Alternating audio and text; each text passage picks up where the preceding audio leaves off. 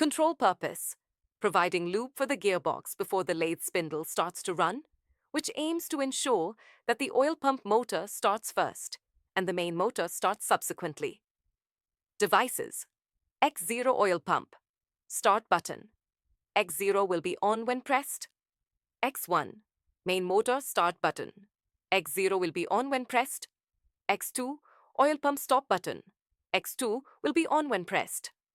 X3 main motor stop button. X3 will be on when pressed.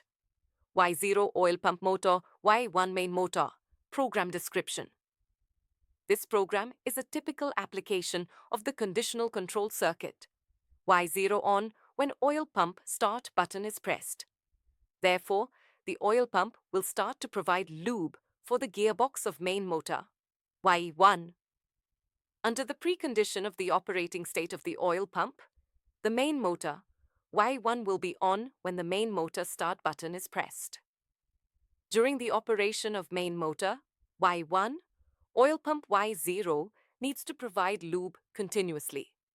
The oil pump will be stopped when oil pump stop button X2 is activated, and the main motor will be stopped when main motor stop button X3 is activated.